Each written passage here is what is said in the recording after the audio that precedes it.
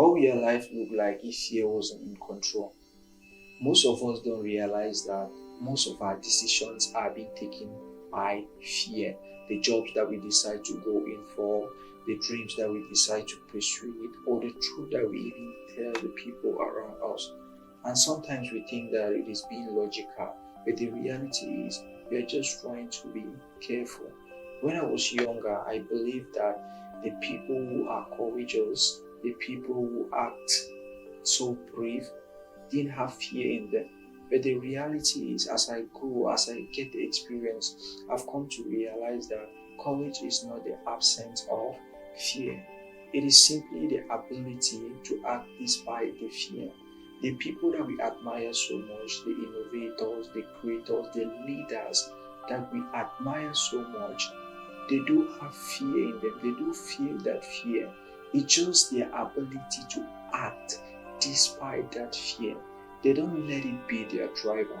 They just take themselves, put them in that scenario where you have to act despite the fear. So whenever you're trying to do something, whenever you're trying to achieve something massive or great, don't think that you're the only one who is facing that scenario. You're the one who is scared. So many people out there are so scared to start, but they do act in accordance with what they want to match with their values. So whenever you want to do something, the courage in you doesn't hesitate from stopping you doing anything. You have to go on and act. What actually disarms fear is action. It's not motivation, it's not affirmation, but action. You see, each time you take a step forward, even when you're terrified, you're actually proving to yourself that fear is not a word, even when it looks solid until you pass through it.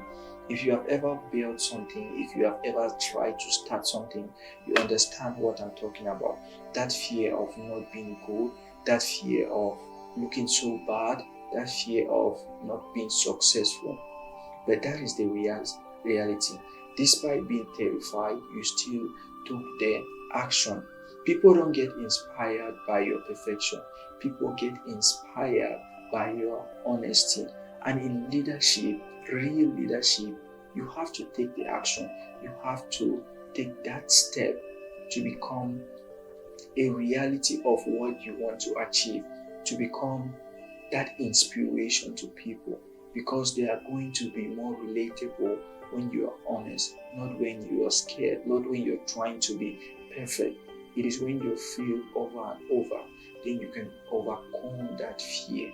Now let's look at a framework that we can use to manage our fear, because we cannot eliminate it. It's not about eliminating it, it's about understanding it. So the first thing you have to do is name your fear.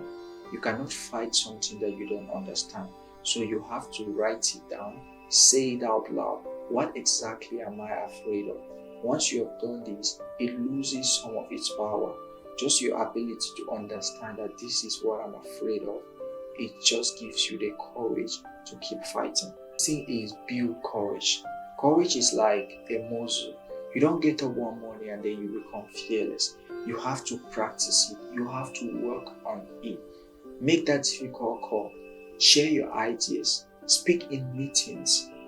That is how you develop courage. That is how you build it. In every meeting that you speak up in, each time you decide to take a difficult decision, you decide to act, you decide to speak, despite how terrified you are, that is how you build your courage.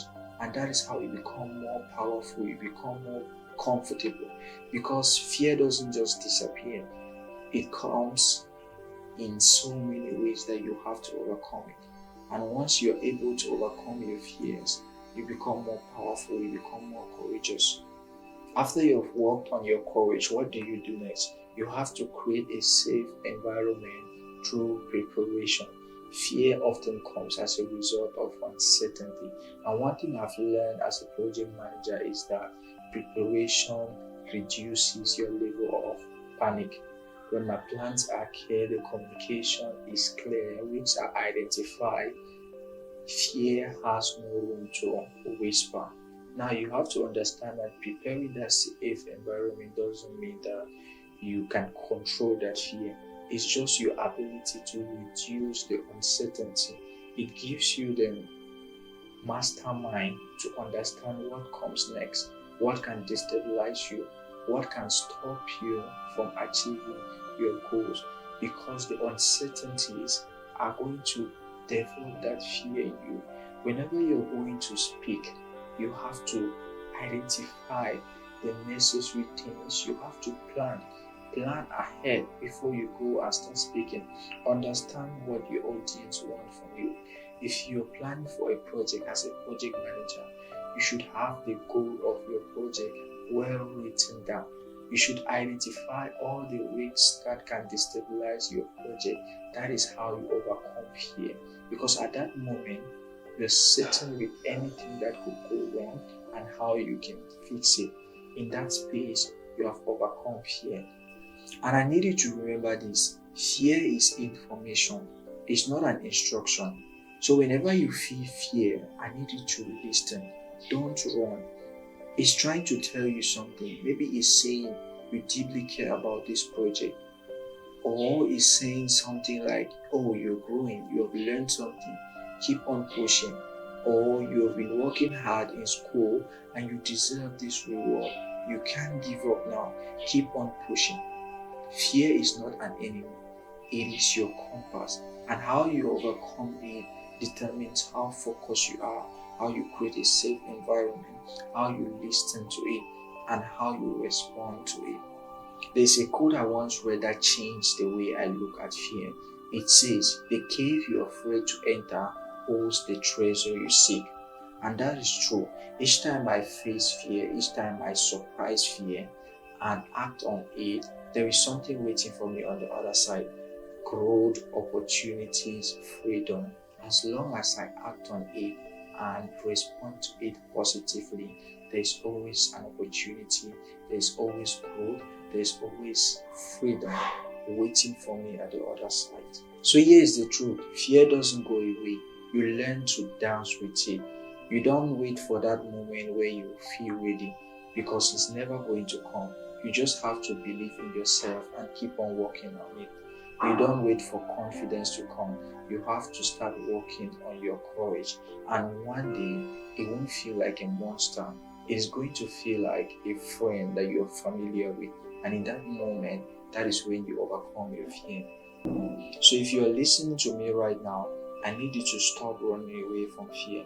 Maybe you should pause for a moment and say, yes, I hear you, but I'm not running away. Because that is how growth begins. That is how you start chasing your dream. And that is how you build on your courage over time. Because when you reach at the top there, you're going to realize that fear was never there to stop you. It was there to shape you. It was there to enhance you. And in that moment, you're going to see growth. You're going to see opportunities. You're going to see your confidence. And you're going to gain that freedom. So don't you see fear as an enemy. See it as your compass, because it is going to take you from one step down to another step up. In that moment, everything changes for you. Thank you for watching Figure Out PM. If this episode helped you see fear differently, I need you to share with someone who is letting fear take decisions for them. And if anything I've shared with you today resonated, if it sparked a thought, a question, or even just a feeling, then do me a favor, hit that subscribe button, and my promise to you alongside with my team is to consistently bring you real, honest, and valuable content that helps you figure out project management, leadership, one conversation at a time. Thank you for being here.